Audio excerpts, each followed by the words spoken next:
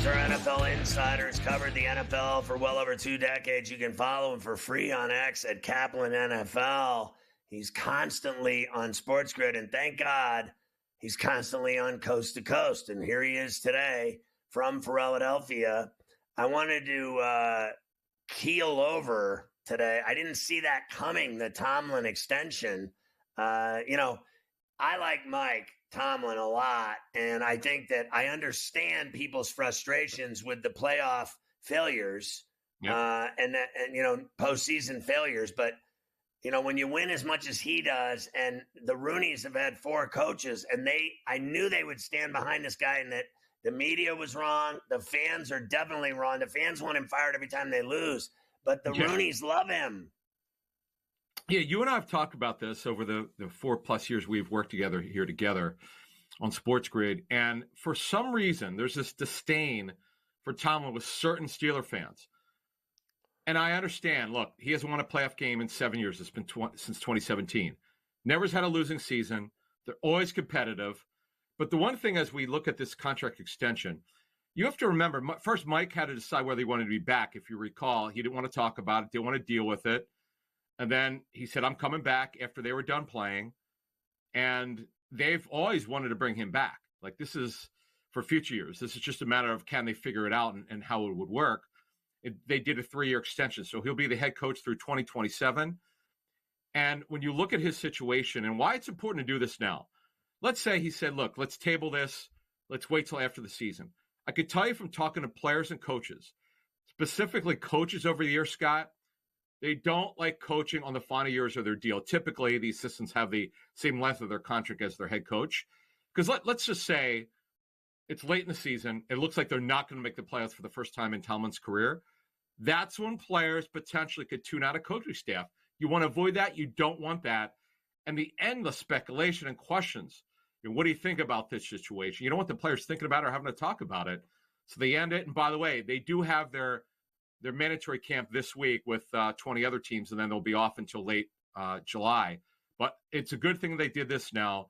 And you're right, looking at social media today, when the Steelers announced it, look, there's a certain part of the Steeler fan base that just won't accept it. They want playoff wins, and they want another ring. Well, I don't blame them for that. When you have 6 Super Bowls, 6 Lombardis in your foyer, you play for higher standards than most franchises. When you win that many, you want more, and that's all there is to it. There's no difference in Brady, what he wanted to accomplish and what he did accomplish in New England, and then in Tampa. He has 7 now.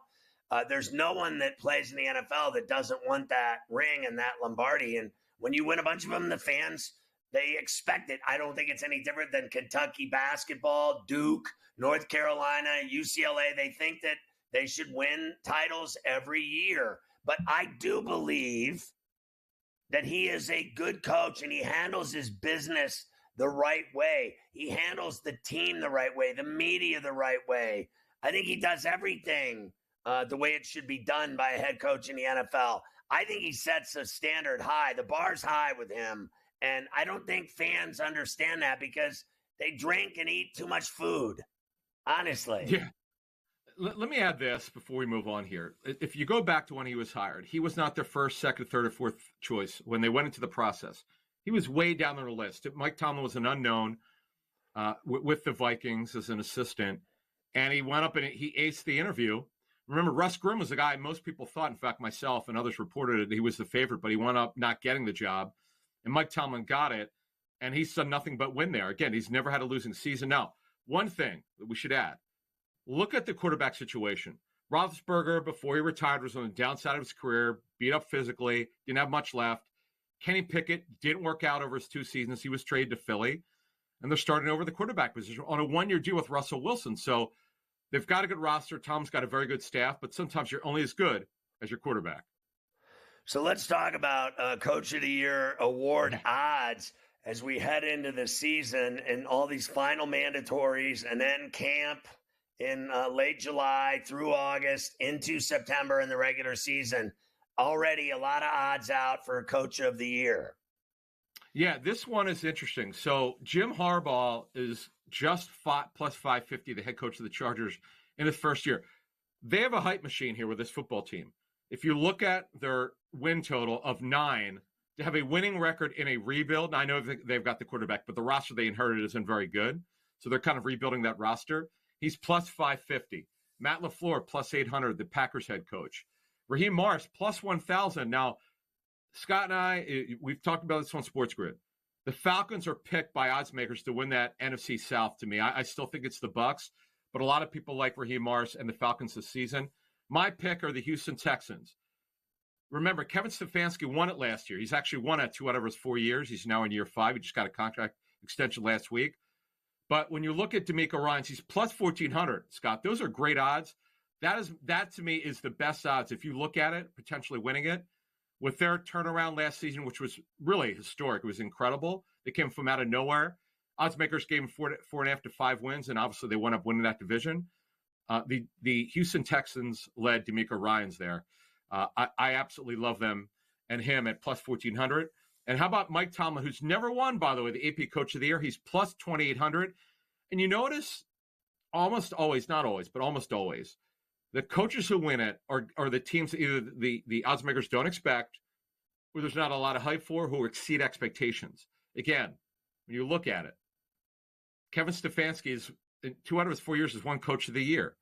You look at Mike Tomlin, he's never won it. Now, they've had expectations every year because they're always good. He's plus 2,800. Mike McDaniel, the head coach of the Dolphins. By the way, there should be some pressure on him to win the season. He's plus 2,000. One that I kind of like, now he's always been good, is the Rams there, and Sean McVay, plus 1,800. With the Aaron Donald retirement, they overachieved last year, by the way, but they still have Matthew Stafford and a fantastic offense. They have a new defensive coordinator, so things are going to change a little bit because Raheem Morris is now the head coach of the Falcons. But Sean McVay always exceeds expectations. What about our boy Dental Floss, Matt Eberflus in Chicago? They've already given them the hype machine. They've given him Hard Knocks. Yep. They got the number 1 pick in the draft. Everyone thinks the Bears are going to have a great season and shock the world. Would it be past him to win it?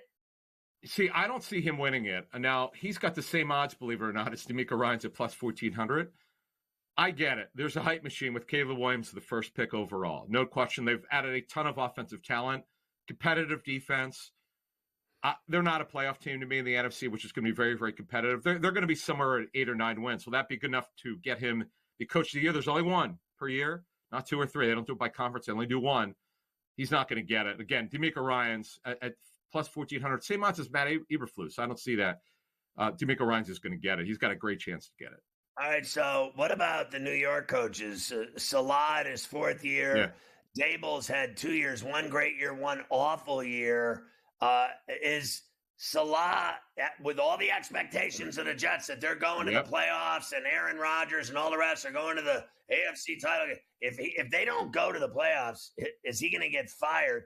And if Dable has another bad season, is he going to get fired, or will the Maritish ownership group keep him going until the end of his deal?